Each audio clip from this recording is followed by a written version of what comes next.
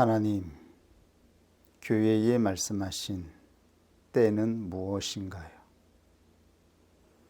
우리가 걸어가는 이 때는 무엇을 위한 것인가요? 언제까지 우리는 인내하며 나아가야 하는 것인가요? 하나님께서 계시록에 예언하신 특별한 날들과 시간이 있습니다. 주의 성령으로 조명하여 주셔서 그 바른 뜻을 알게 하여 주옵소서. 예수님의 이름으로 기도드립니다. 아멘.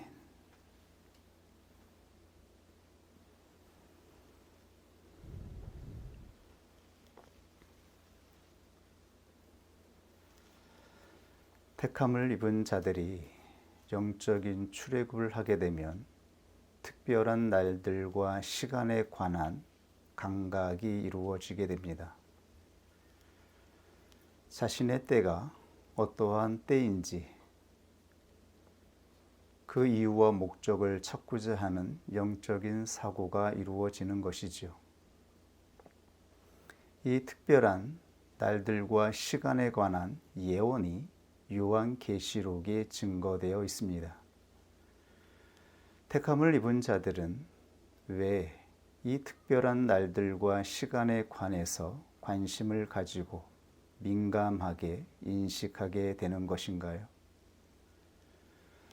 우리가 영적인 출애굽을 하게 되면 그때 우리에게 펼쳐진 환경은 광야입니다.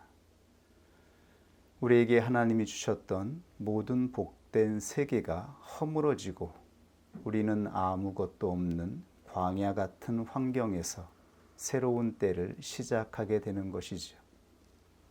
이때 믿음의 사람들이 바라보는 것은 가나안에 대한 소망입니다. 하나님이 우리를 불러서 출애굽하게 하여 주셔서 광야를 걸어가게 하신 목적, 가나안에 대한 소망이 우리 안에 생기게 되는 것이죠. 그리고 하나님이 이루고자 하시는 가나안은 언제 어떻게 이루어지는지에 대하여 날마다 사고하게 되어지고 기다리게 되는 것입니다. 우리의 인내가 여기에 있습니다. 택함을 입고 영적인 출애굽한 모든 그리스도인들은 광야를 걸어가는 나그네가 됩니다. 그리고 그들은 모두 하나님이 말씀하시는 본향을 사모하게 되는 것이죠. 그리고 이것이 이루어지는 때를 감각하며 특별한 날들과 시간에 대해서 사고하게 됩니다. 그렇다면 성경에 게시된 특별한 날들과 시간의 실상, 그 본질은 무엇일까요? 성도들이 궁금해하던 특별한 날들과 시간에 관해 계시록에 예언되었습니다. 계시록 11장 1절에서부터 3절까지의 말씀입니다.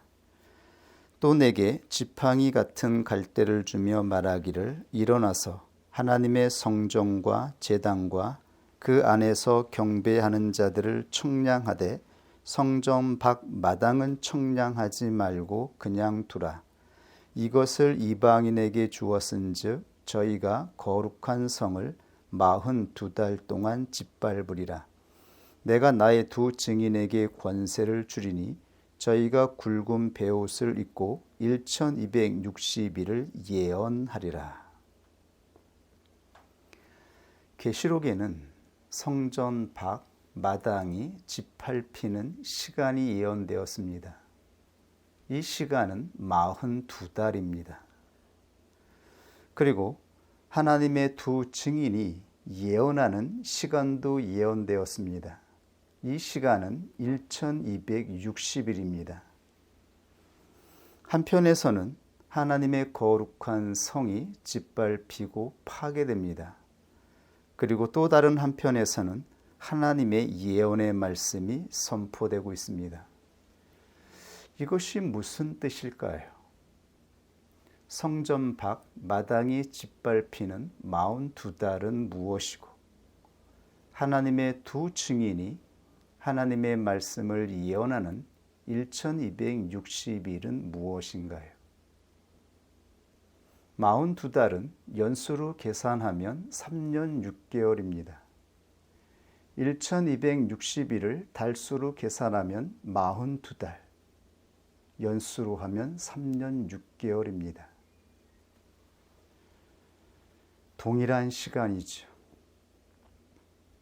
성전 밖 마당이 짓밟히는 3년 6개월과 하나님의 예언의 말씀이 성취되는 3년 6개월은 바로 7년을 바라보고 있는 것입니다.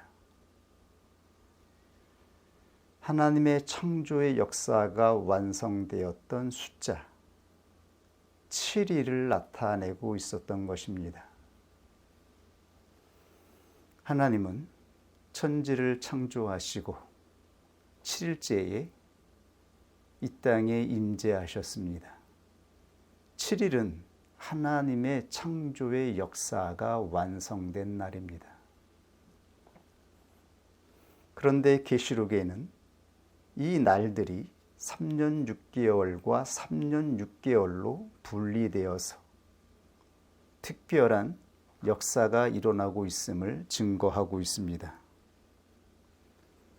한편에서는 성전 밖의 성이 파쇄되고 한편에서는 하나님의 말씀이 완전히 예언됩니다.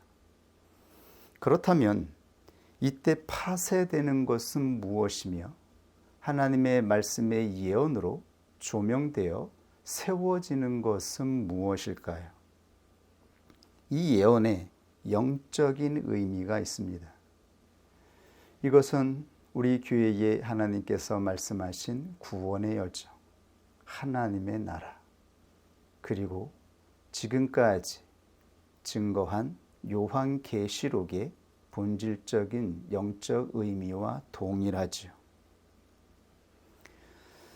다시 한번 확인해 볼까요? 계시록 11장 1절 이하 하나님의 성전과 제단과 그 안에서 경배하는 자들, 즉 택함을 입은 자들과 제사장들이 예배하는 곳, 이곳을 청량하되 성전 밖 마당은 청량하지 말고 그냥 두라 말씀하십니다.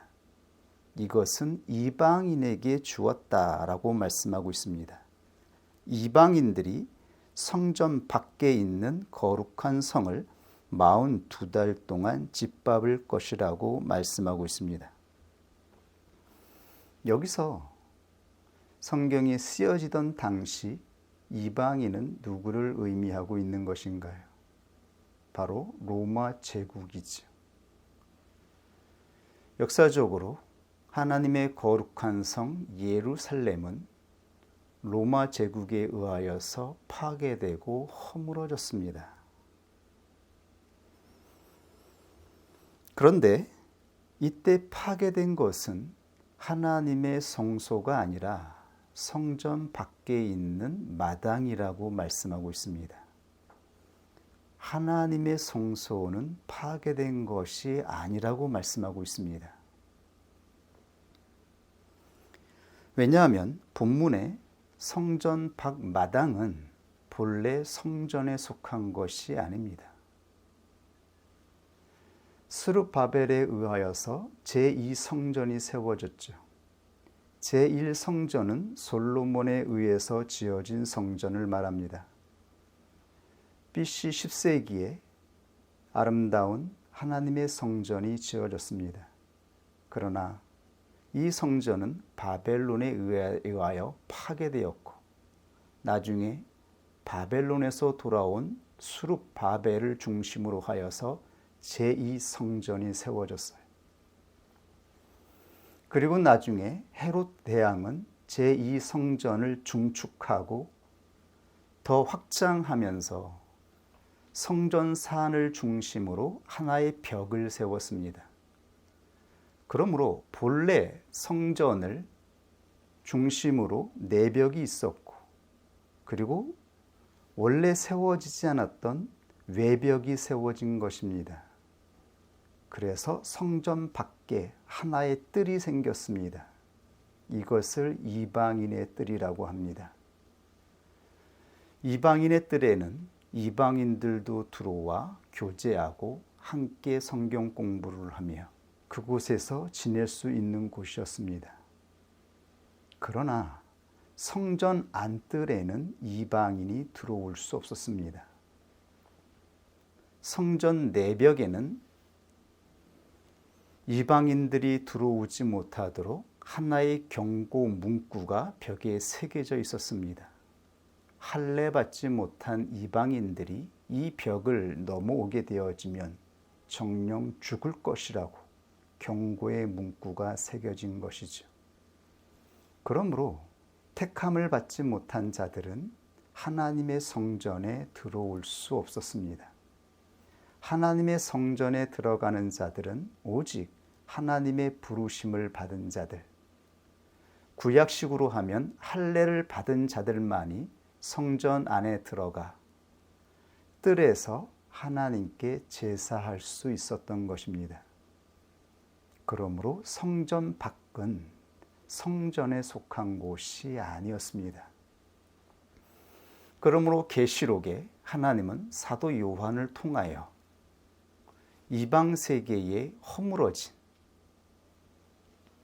성전은 바로 하나님의 성소가 아니라 이방인들이 함께 교제할 수 있었던 성전 밖, 성이라고 말씀하고 있는 것입니다.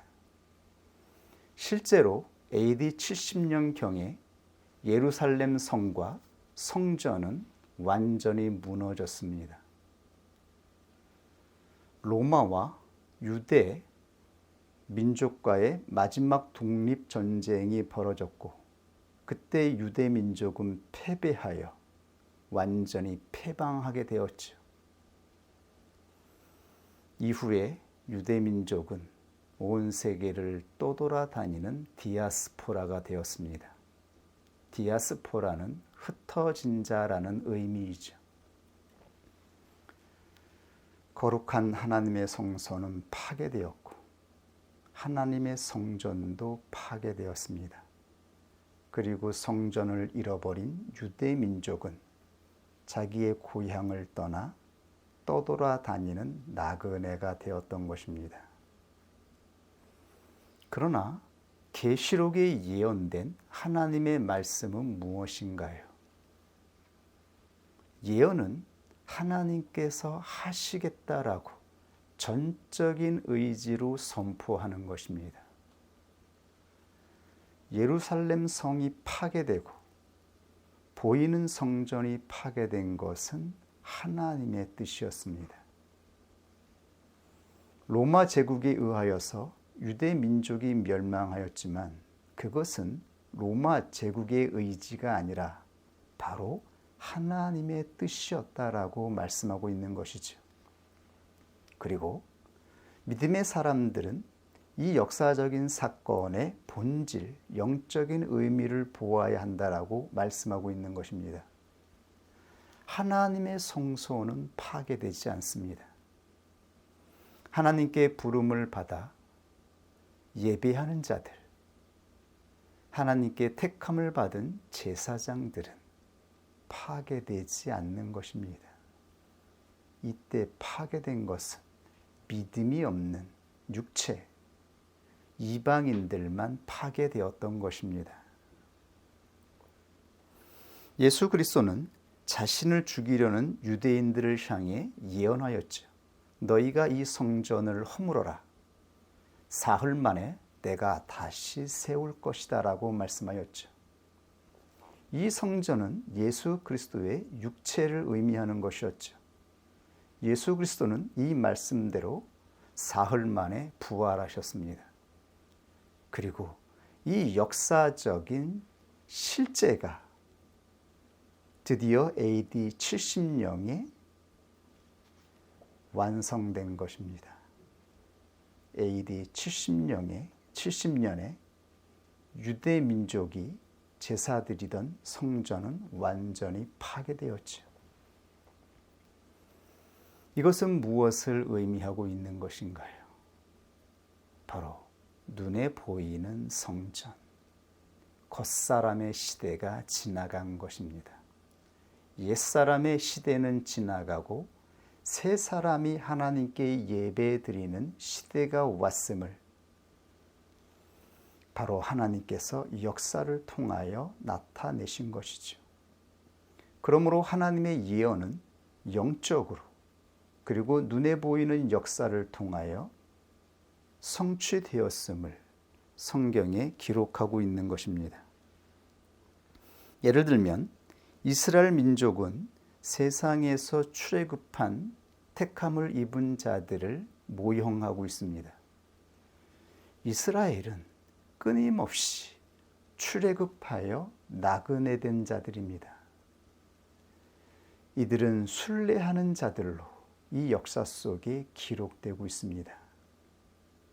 하나님의 부름을 받아 가나안에 들어가게 되어지고 그곳에 하나님의 나라가 세워졌지만 그들 안에 죄의 역사로 말미암아 죄로 부패될 때마다 하나님은 이방 세계를 통하여 이스라엘 민족을 허물고 그들을 포로된 자가 되게 하셨죠.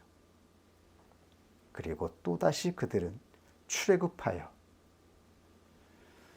하나님을 바라보며 나아가는 나그네의 인생을 살아간 자들입니다.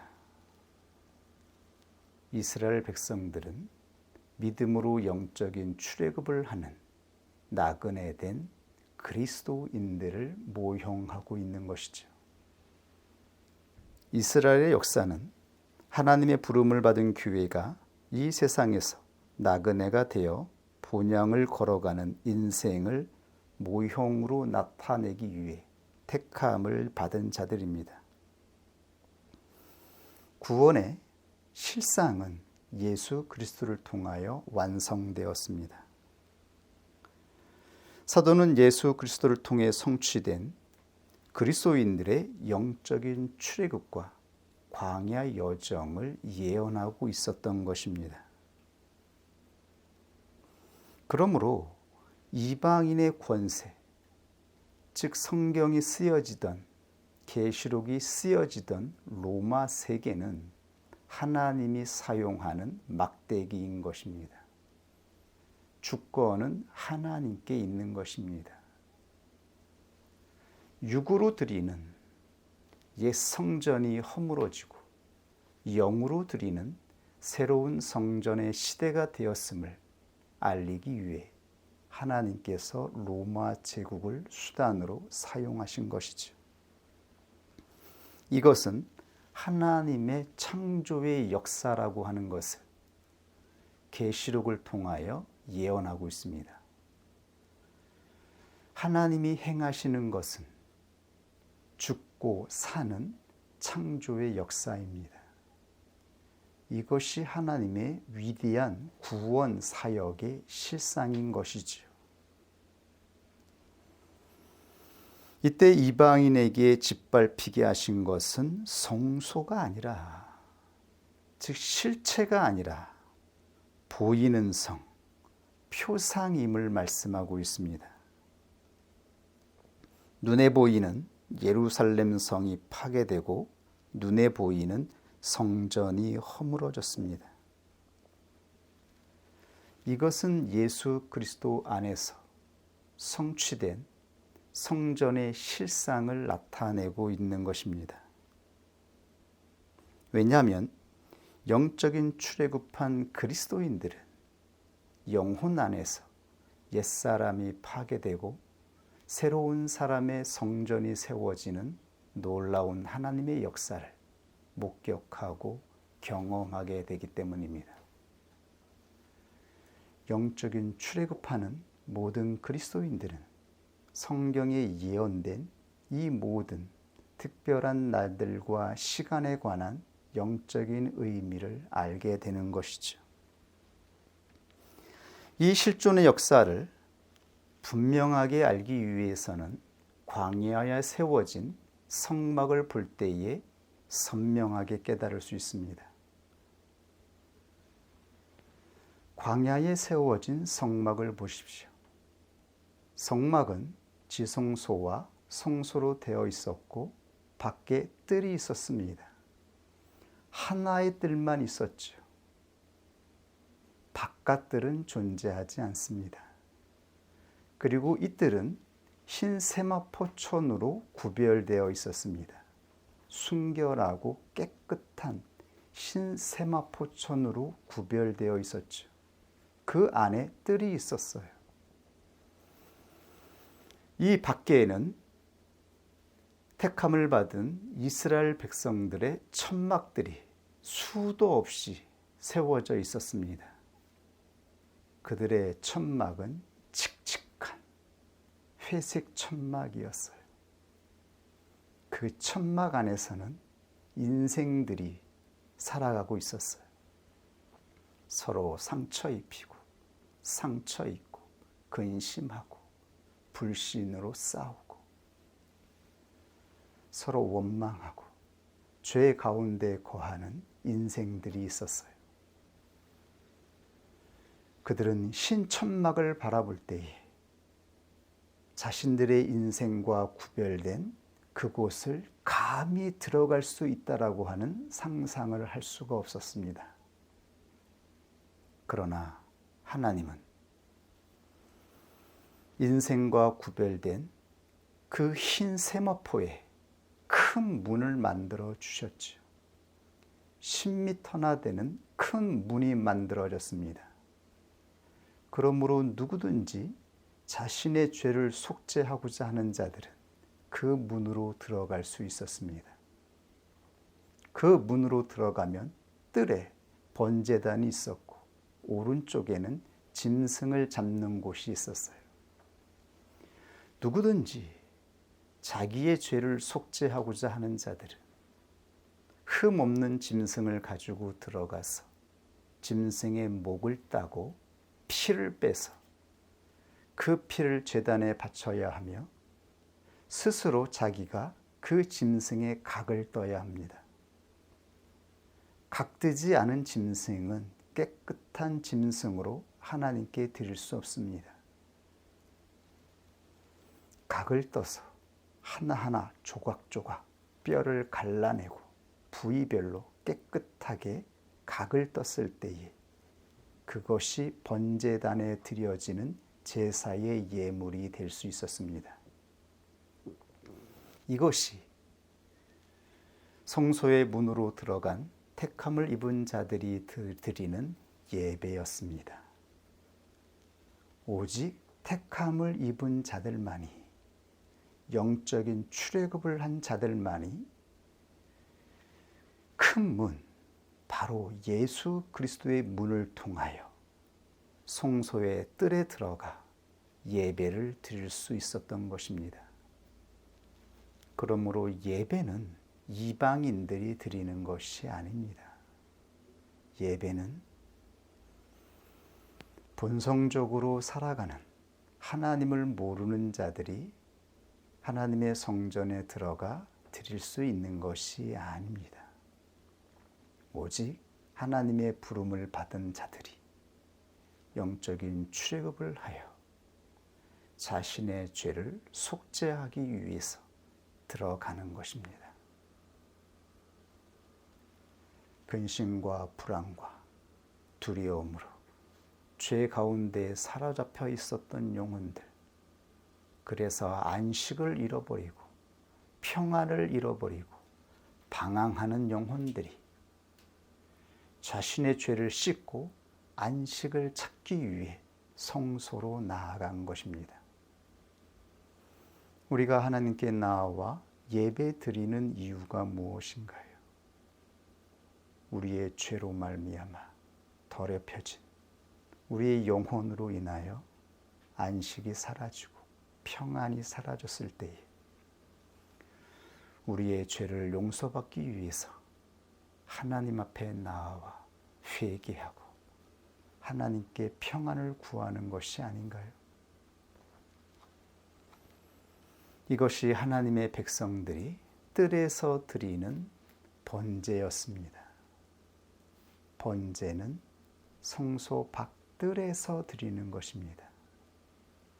그런데 성소 안에는 제사장들만 들어갈 수 있었습니다. 제사장 외에 그 누구도 성소 안에 들어갈 수 없었던 것이죠. 이 성소는 4개의 성막 덮개로 덮여져 있었어요. 맨 마지막에는 수달 가죽으로 덮여 있어서 겉으로 보기에는 칙칙해 보여요. 그러나 성소 안에 들어가면 성소 안에는 모두 금으로 되어 있었어요. 찬란한 정금으로 된 촛대에서 빛이 나오고 오른쪽 떡상에는 하나님이 하늘에 주시는 만나를 상징하는 12개의 떡이 있었으며 금향로가 있었어요. 이곳은 오직 제사장들만이 들어가서 예배 드릴 수 있는 곳이었습니다. 일반 성도들은 들어갈 수가 없었죠. 더 나아가 지성소에는 1년에 한 번 대제사장만 들어갈 수 있었습니다. 대제사장은 아론이었고 제사장은 아론의 아들들입니다.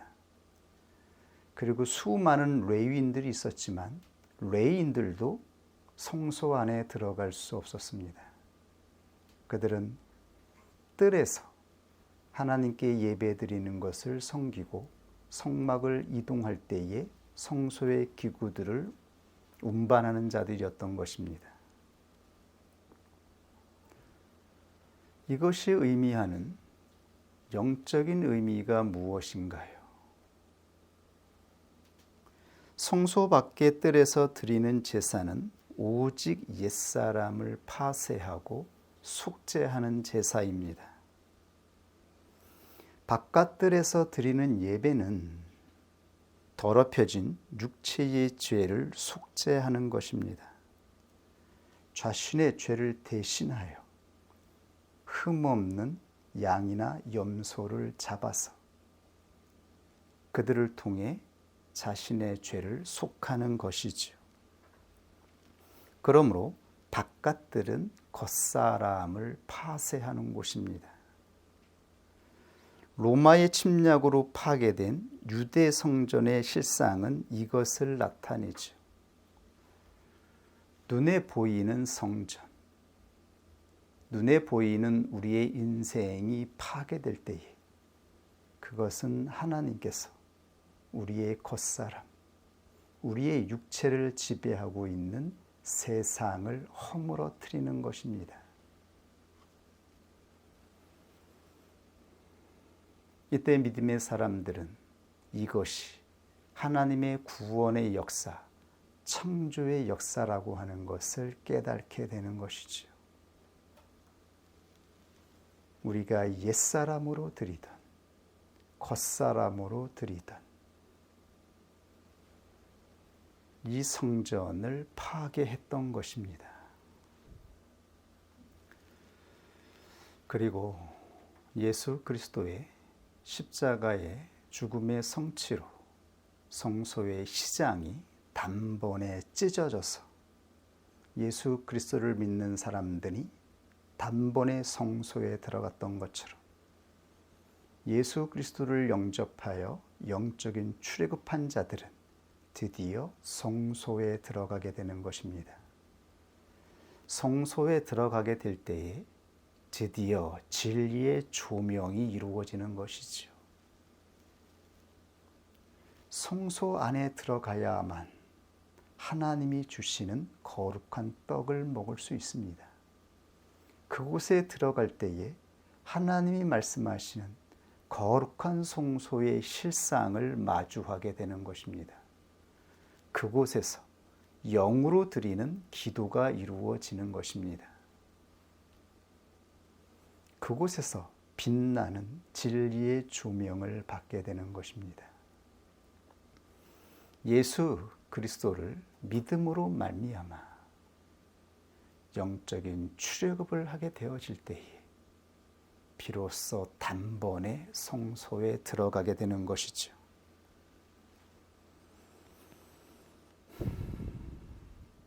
그러므로 구약에 세워진 성막은 예수 그리스도를 통해 이루어질 성소의 실상을 모형으로 나타내었습니다. 시브리서 10장 19절에서 22절 말씀입니다. 그러므로 형제들아 우리가 예수의 피를 힘입어 성소에 들어갈 담력을 얻었나니 그 길은 우리를 위하여 휘장 가운데로 열어놓으신 새롭고 산 길이요 휘장은 곧 저희의 육체니라. 예수 그리스도의 몸입니다. 또 하나님의 집 다스리는 큰 제사장이 계심에 우리가 마음의 뿌림을 받아 양심의 악을 깨닫고 몸을 맑은 물로 씻었으니 참 마음과 온전한 믿음으로 하나님께 나아가자. 드디어 예수 그리스도를 믿는 자들은 눈에 보이는 성소가 아니라 눈에 보이지 않는 성소를 볼 수 있게 되었습니다. 이들은 드디어 성소로 들어가는 제사장으로 칭함을 받게 되었습니다. 구약에는 감히 제사장으로 택함을 받은 아론의 아들들 외에 그 누구도 성소에 들어갈 수 없었어요. 함부로 성소에 들어가면 죽임을 당했어요. 그러나 이제 예수 그리스도가 성소의 휘장을 찢고 자기의 몸으로 새 길을 만들어 놓으셨습니다.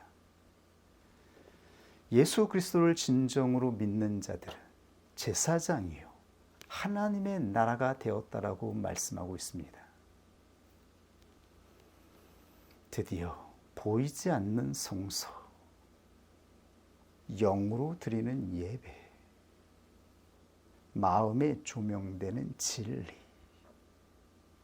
우리의 겉사람을 파쇄하는 성령의 사역,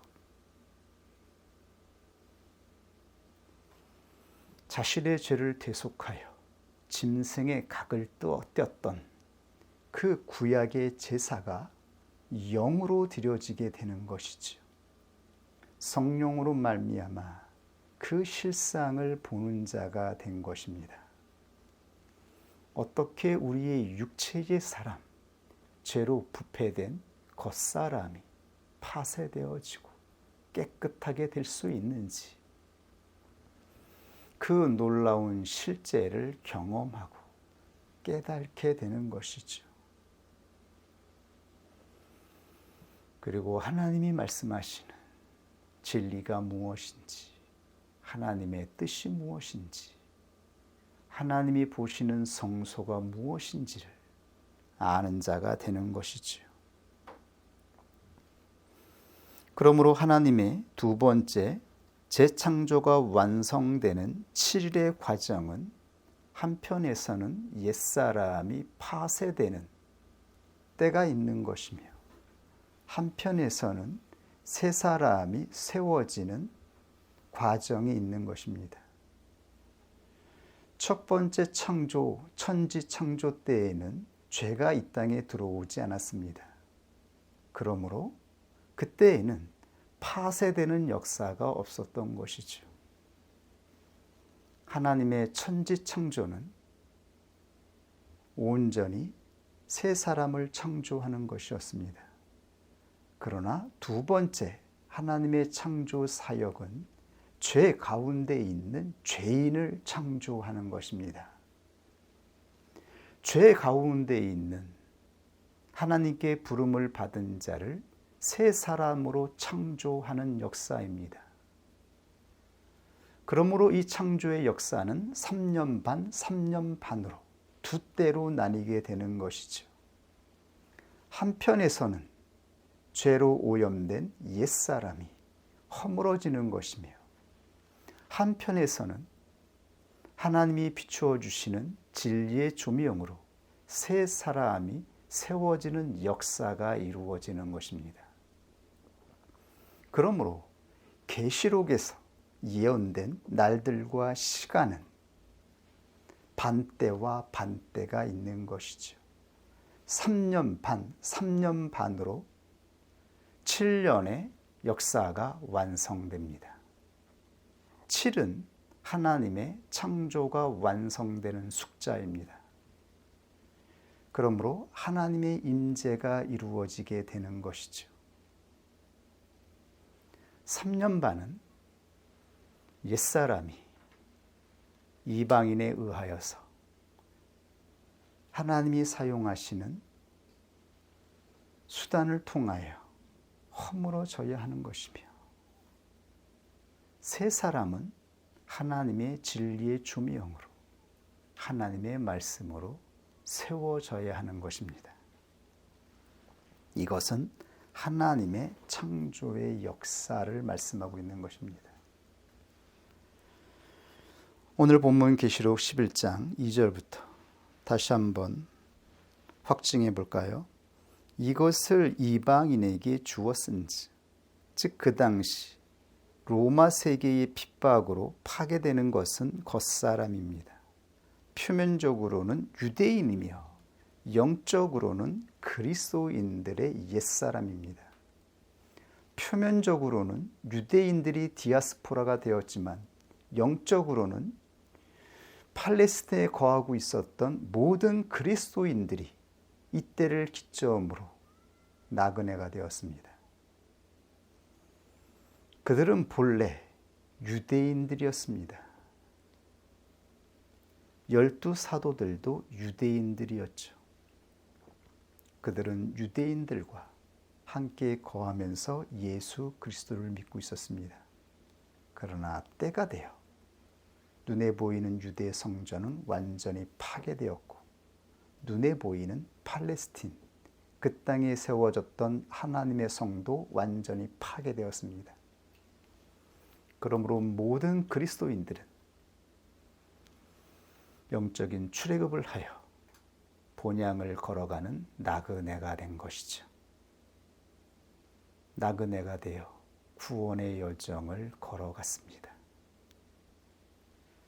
사도 요한은 천사를 통하여 이 모든 이루어진 날들을, 특별한 시간들을 예언하고 있습니다.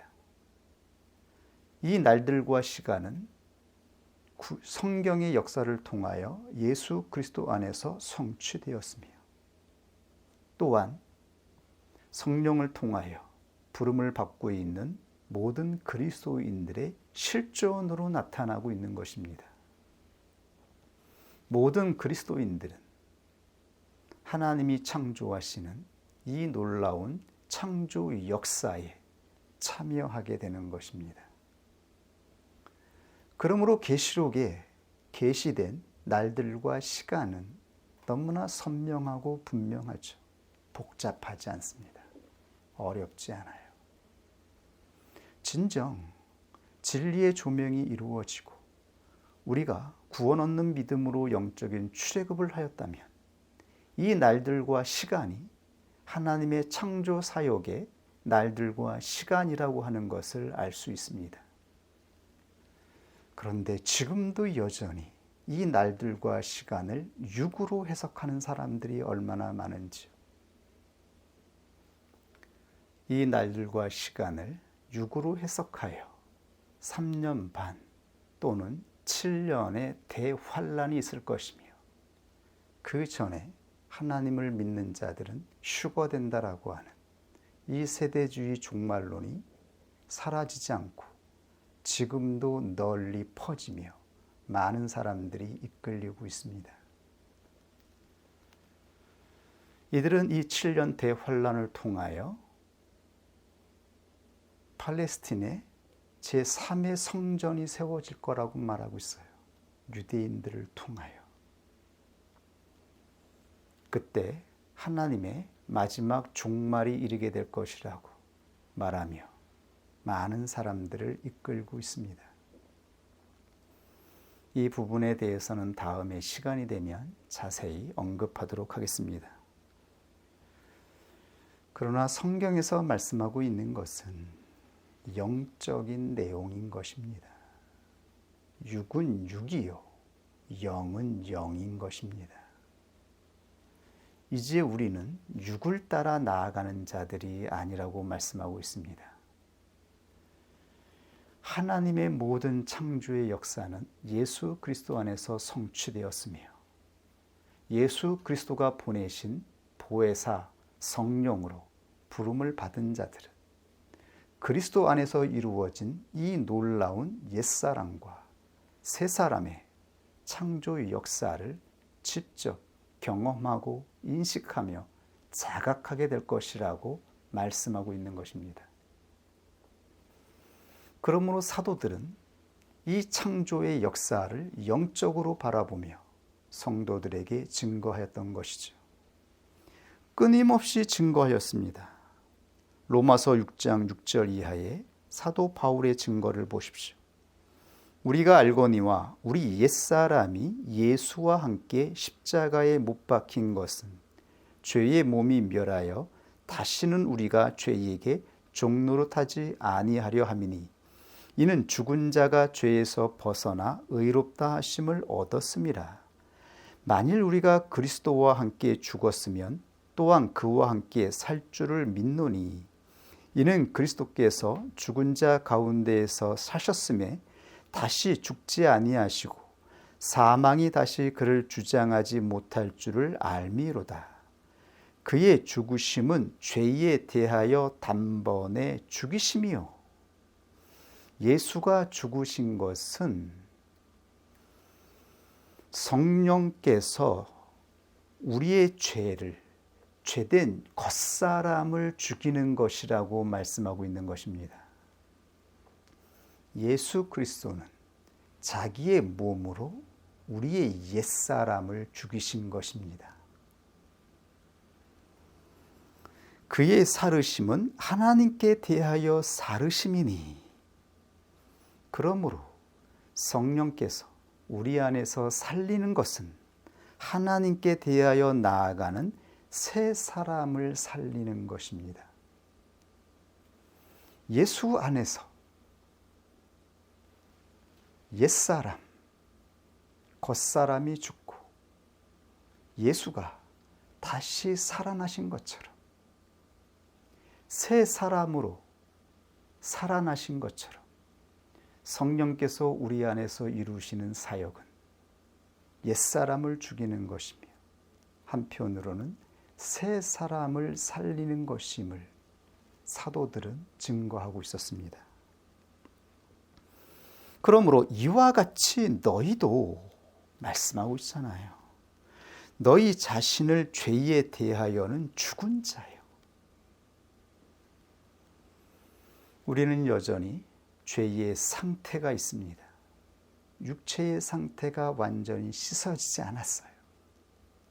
그러나 이미 우리의 죄된 육체는 십자가에서 죽은 것이라고 말씀하고 있어요. 옛사람에 대하여는 죽은 자로 여기고 살아가는 자임을 말씀하고 있어요. 이것이 그리스도인들이 걸어가는 구원 여정의 실제라고 말씀하고 있는 것입니다. 그리스도 예수 안에서 하나님을 대하여는 산자로 여길지어다. 그러므로 너희는 죄로 너희 죽을 몸에 왕노릇하지 못하게 하여 몸의 사욕을 순종치 말고 또 이 너희 지체를 불의의 병기로 죄에게 드리지 말고 오직 너희 자신을 죽은 자 가운데에서 다시 산 자같이 하나님께 드리며 너희 지체를 의의 병기로 하나님께 드리라. 죄가 너희를 주관치 못하리니 이는 너희가 법 아래에 있지 아니하고 은혜 아래에 있음이니라. 이것이 무슨 말입니까? 왜 사도는 명령하고 있습니까?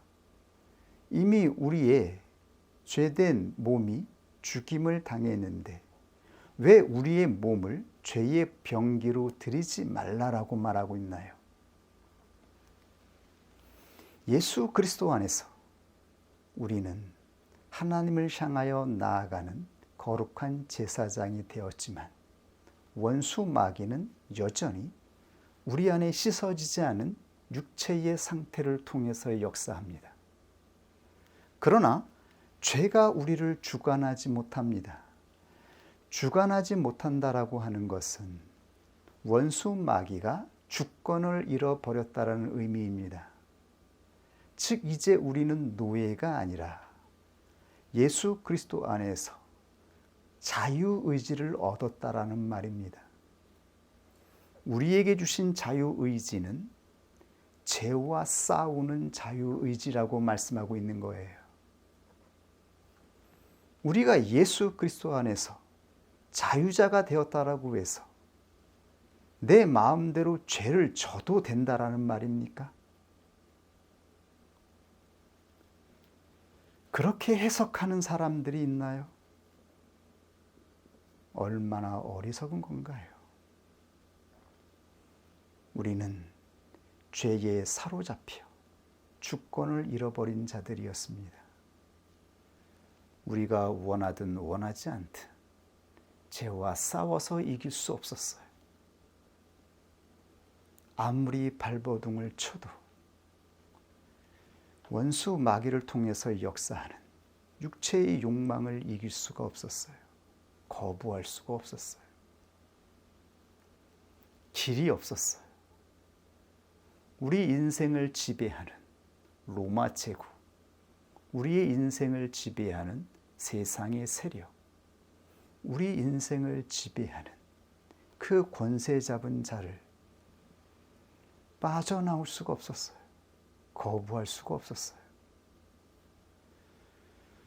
그러나 하나님의 부르심으로 말미암아 우리 안에 성령을 통하여 믿음이 주어지고 그 믿음을 붙잡고 예수 그리스도를 진정으로 영접하여 출애굽하였을 때에 우리는 자유자가 되었습니다.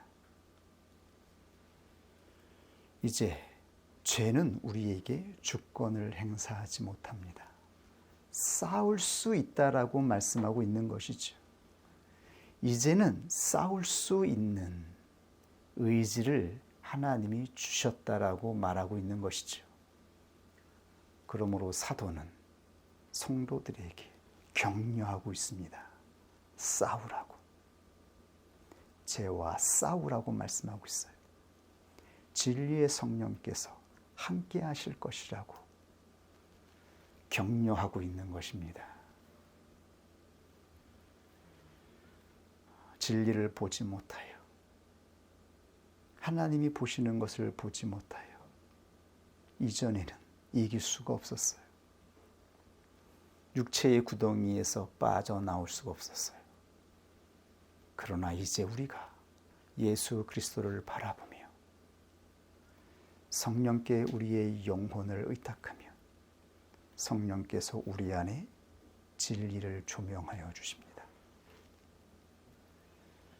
그 진리를 가지고 싸우라고 말씀하고 있는 것이지요. 사도는 계속해서 에베소서 4장 22절 이하에 이렇게 증거하였습니다. 너희는 유혹의 욕심을 따라 썩어져가는 구습을 쫓는 옛사람을 벗어버리고 오직 심령으로 새롭게 되어 하나님을 따라 의와 진리의 거룩함으로 지으심을 받은 새 사람을 입으라. 그런즉 거짓을 버리고 각각 그 이웃으로 더불어 참된 것을 말하라. 이는 우리가 서로 지체가 됨이니라. 분을 내어도 죄를 짓지 말며 해가 지도록 분을 품지 말고 마귀로 틈을 타지 못하게 하라. 도둑질하는 자는 다시 도둑질하지 말고 돌이켜 빈궁한 자에게 구제할 것이 있기 위하여 제 손으로 수고하여 선한 일을 하라. 무릇 더러운 말은 너희 입 밖에도 내지 말고. 이것이 무슨 말인가요? 믿음으로 행하지 않는 모든 것들, 믿음으로 말하지 않는 모든 것들은 불신에서 나오는 것이며 더러운 것이라고 말씀하고 있어요.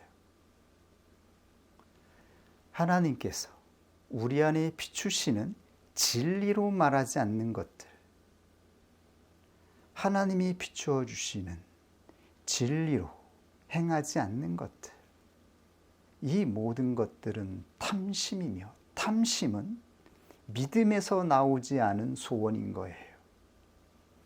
우리 육체에서 나오는 모든 갈망, 소원은 결국 탐심이며 우상숭배라고 말씀하였어요.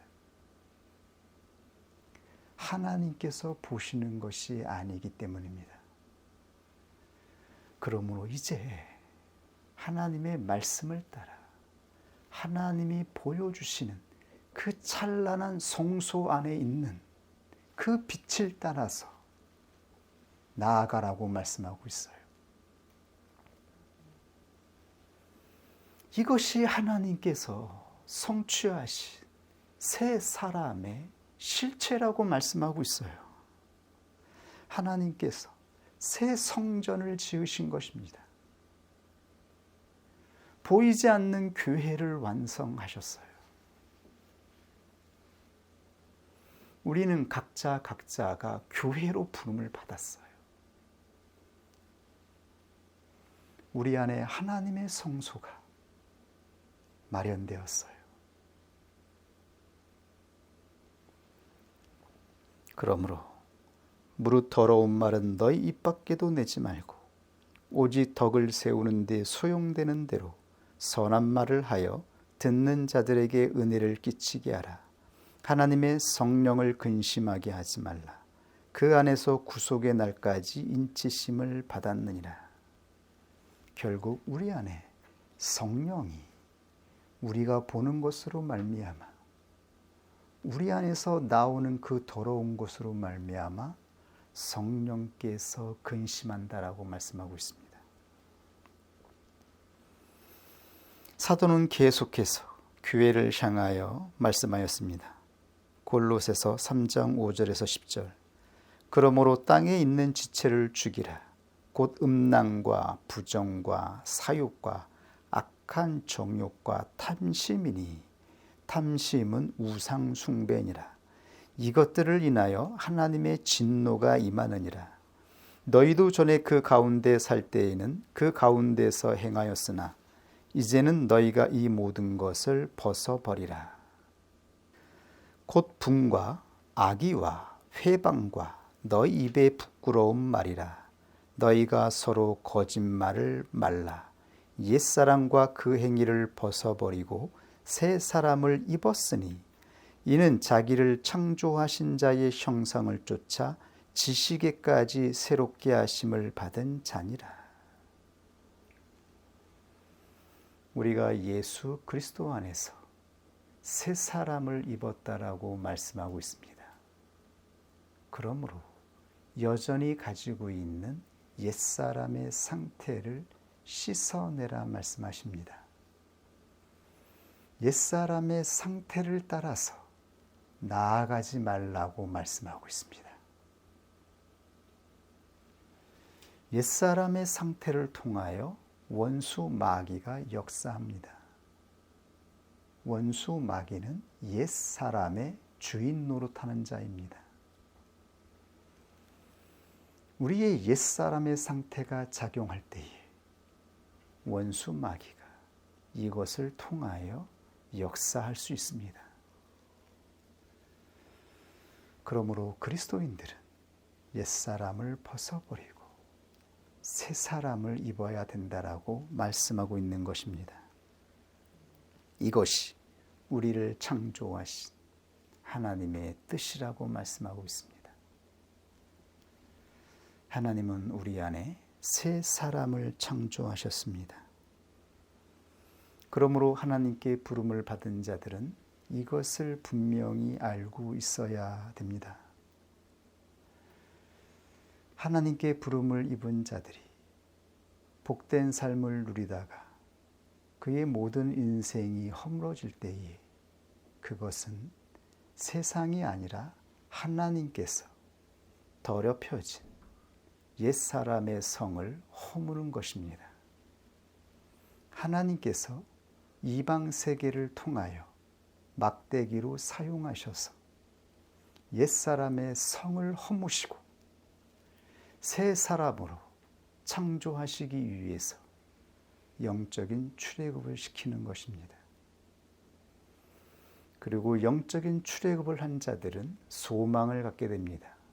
그 소망은 가나안에 대한 소망입니다. 가나안은 하나님이 기뻐하시는 새 사람이 창조되어 하나님 나라가 되는 것입니다. 이것이 우리 안에 있었던 소망이었음을 말씀하고 있습니다. 그리고 광야에서 하나님의 창조의 역사가 성취됩니다. 광야에서 한편에서는 옛사람이 파쇄되고 한편에서는 하나님의 말씀의 조명으로 새 사람이 세워지는 놀라운 역사가 일어납니다. 이것은 광야 교회에서 이루어지는 것이죠. 구약의 모형을 보십시오. 하나님은 하나님의 부름을 입은 택자들을 애굽에서 출애굽시키셔서 광야에서 모든 육체를 소멸시켰습니다. 하나님의 율법으로 소멸시키고 하나님은 하나님의 거룩한 말씀으로 새 사람을 지으신 것입니다. 그리고 이 새 사람이 가나안으로 들어가는 것입니다. 옛사람으로는 가나안이 성취될 수 없습니다. 오직 새 사람만이 가나안을 성취하여 하나님 나라가 이루어지는 것을 보게 됩니다. 이때 믿음의 사람들은 광야를 인내해야 하는 것이죠. 하나님의 창조의 역사가 이루어지기까지 광야는 인내의 여정입니다. 허허벌판, 아무것도 없는 곳에서 하나님이 주시는 하늘의 만나를 먹으며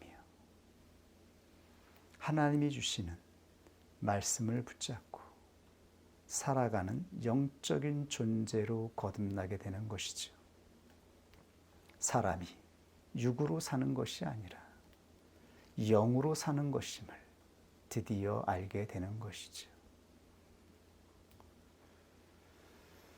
모든 하나님의 사람들은 그러므로 광야 교회로 나와야 합니다. 세속에 속해 있는 교회를 통해서는 성소에서 비추어지는 그 찬란한 빛을 하늘의 만나를 먹을 수가 없습니다. 사도 요한은 하나님의 말씀을 예언하였습니다. 이 말씀은 하나님의 창조의 역사는 역사에서 실현되었으며 그리고 하나님의 창조의 역사는 이 세상 끝날까지 성령을 통하여 끊임없이 한 사람 한 사람 부르신 자들에게 그대로 적용된다라고 하는 것을 예언한 것입니다. 이것은 영적인 말씀입니다. 이 날들과 시간은 창조의 날들과 시간입니다. 그러므로 헛된 말들에 헛된 교리에 미혹되지 마십시오. 하나님의 때까지 끝까지 인내하는 그리스도인이 되기를 원합니다. 우리 오늘 주신 하나님 말씀 앞에 함께 기도하겠습니다.